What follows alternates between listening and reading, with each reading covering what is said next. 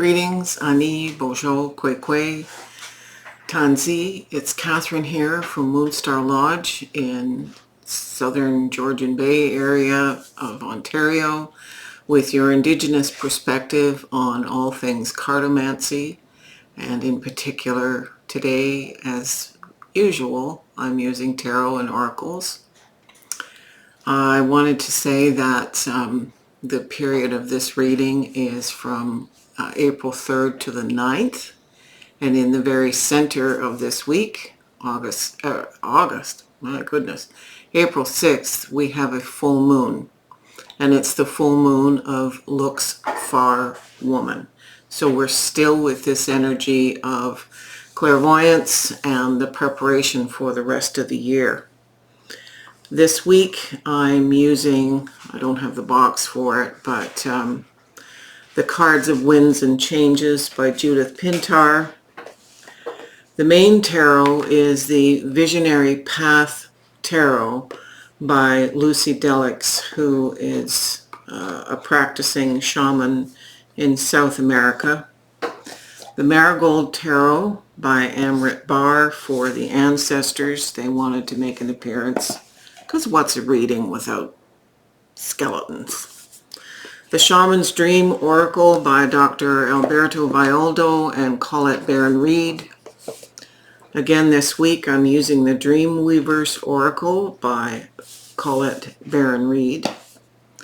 And I'm using the Moonology Manifestation Oracle by Yasmin Boland. The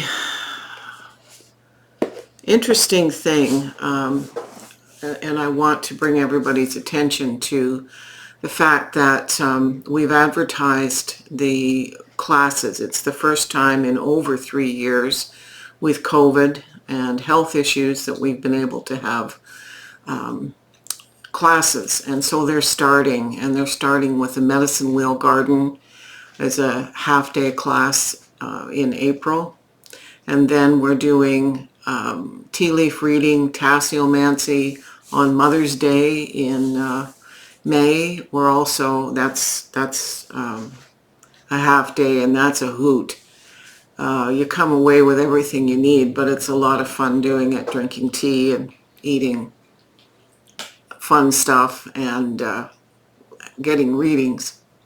But we're also doing a 6-week tarot course from May into June on Tuesday evenings.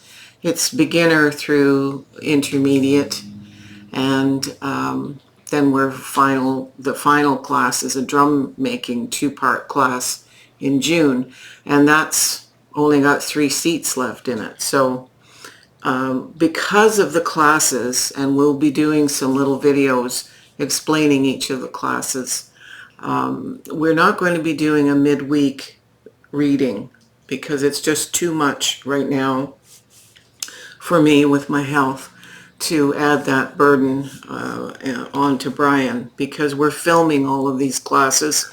They're going to go up on the Coffee platform, and you can do a paid monthly subscription. It's an easy way to handle that financially, and you'll be able to have access to the classes after they've been live. So that will happen in the summer. Anyway, it's fine that this week is the weekly reading, and there's enough information here. We don't need a midweek reading. So let's go to the cards, Brian. So here are the 7 tarot cards by Lucy Delix. We did douse to see if we were to use reversals. Lately the spooks haven't been suggesting that, but they were all upside down, so I could reverse them so I can see them. I have difficulty seeing, and these are very intense drawings from a shamanic perspective. So we're going to make sure that I speak to the problem areas that we need to potentially watch for. And then here are 2 of Colette Baron-Reid's cards, 2 of the Dr. Alberto Villoldo cards, Moonology, Winds and Changes, and the Marigold Tarot Ancestor card. Lately, I used to use these all the time, the cards of Winds and Changes, as messages from the ancestors.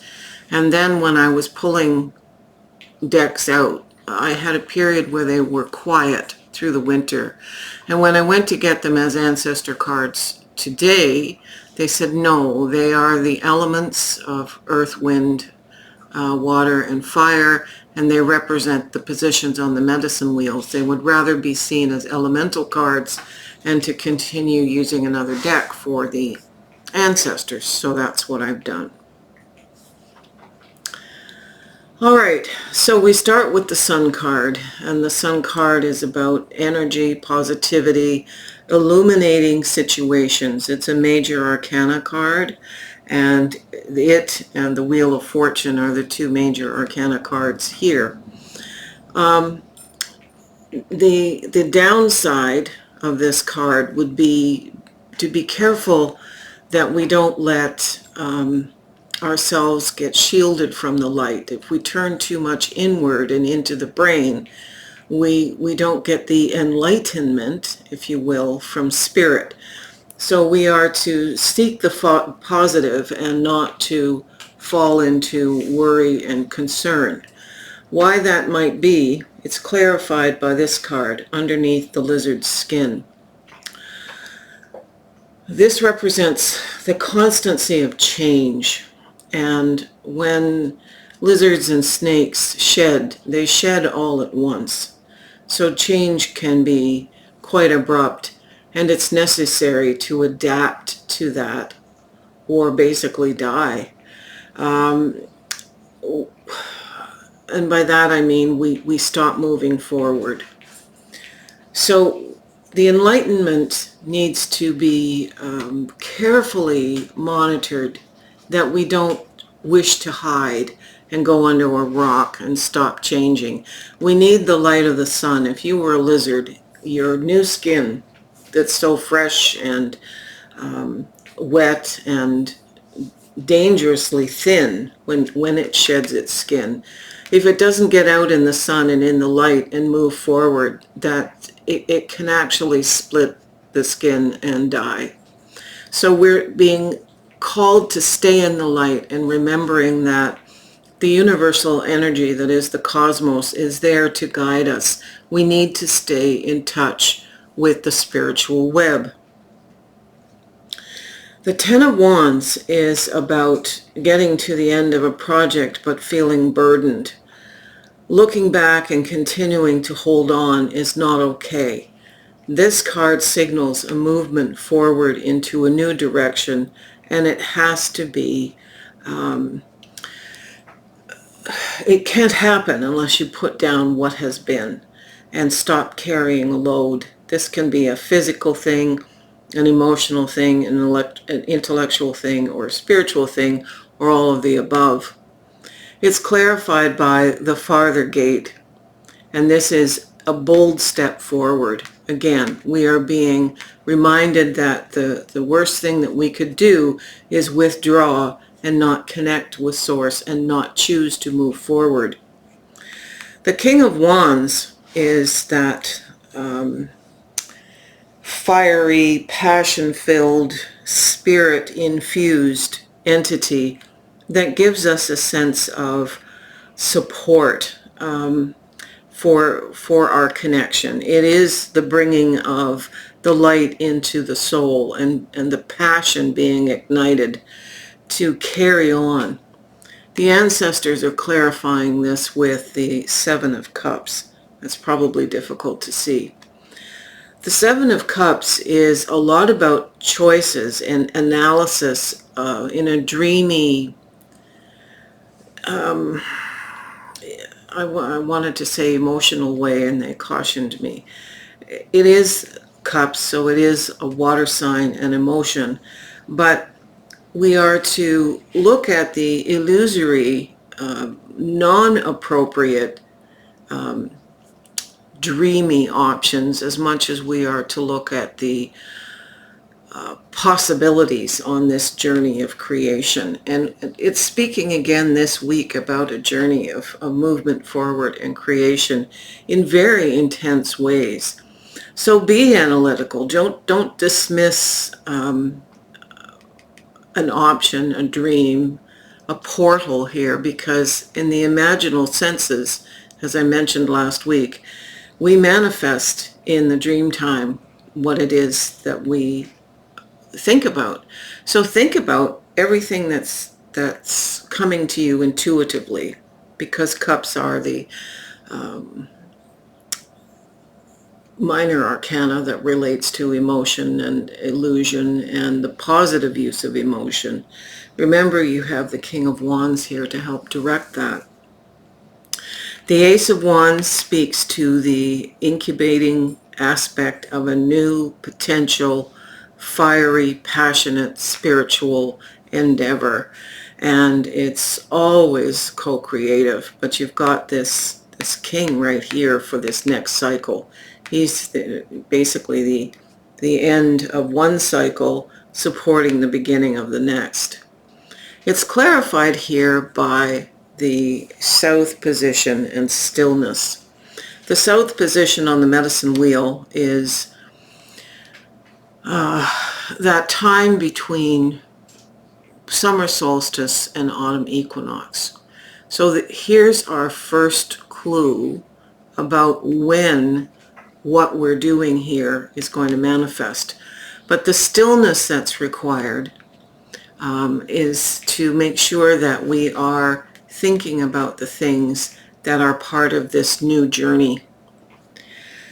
The Knight of Pentacles, the pursuing good old knight here, soul to the earth, plodding along, doing his thing, making sure that we have what we need in this life.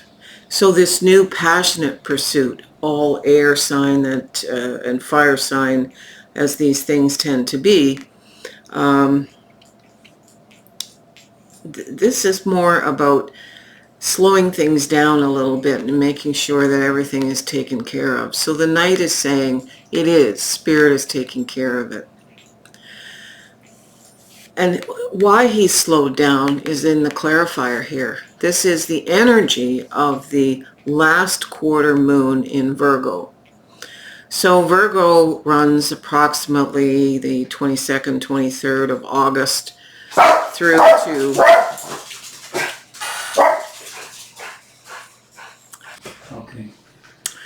So we had a little doggus interrupt us there. So the Knight of Pentacles is very much directing, or is directed by this energy of Virgo. So he's taking on the attributes, as I mentioned, of the last quarter moon in Virgo, which is attending to detail. So he has to slow down to do that.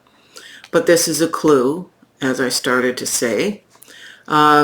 Virgo is sort of August 22nd, 23rd, basically, to autumn equinox. So we're here in the summer still.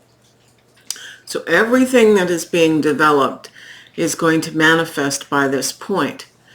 So I looked up the exact dates for the grandmothers, and the two grandmothers involved in this cycle are Setting Sun Woman and its Harvest, and then the next grandmother is Grandmother Spider Woman, the one that weaves the web of creation.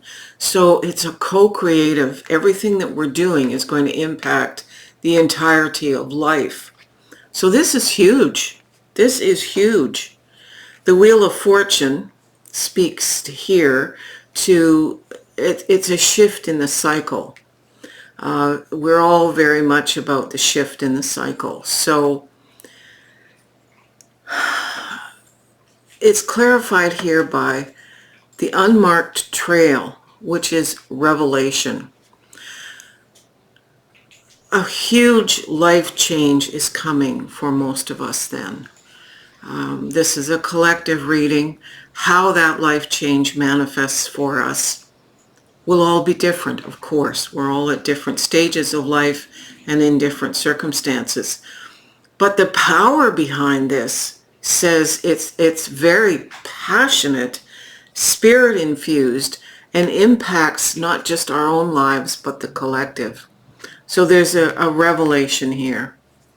The Queen of Pentacles, which would be the card after the Knight of Pentacles, says that it's going to be completely supported. There is always with the Queen of Pentacles an element of self-care involved in this. So whatever you're doing has to support not only the others. You're not being a martyr here. There's an element of self-care, but you've got this. The final card showed up in last week's reading, so we got to pay extra attention to this. A firebird is called to soar. So what I'm struck with is the very first clarifier is a simple little lizard shedding its skin. That's the baby version of this card. This is the phoenix rising from the ashes. So where this is like a hatchling step, this is like complete and powerful metamorphosis. There's this fire element, and this is all fire here, the wands. Okay, Brian, you can flip. Wow, that's quite incredible. So we have clues and we have ancestral support for this. So basically everything we're doing in the week from April 3rd to the 9th has a profound impact with this full moon on the 6th relative to everything that's happening through the spring right through to the late summer and into the early fall. So this is this portents something massively important, big life change by the beginning of the fall that is revelatory in nature. So I'd like to thank you for your support by giving a thumbs up. That helps. It helps us to be seen. Please look for some short videos on the classes that are upcoming. Subscribe, because then you'll get notifications.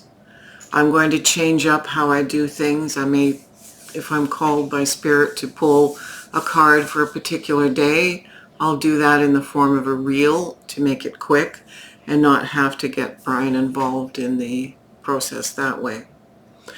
We really need your support to stay going. This is kind of a crunch time for us. We're seeing whether this is going to continue to work here or whether it's time to retire. So if you can join coffee, that would be great. It will give you an opportunity to feed my my need here for physical support, and it helps us to keep creating content. Anyway, miigwech, niawen, aho, be at peace, and have a wonderful, fabulous full moon week. Aho.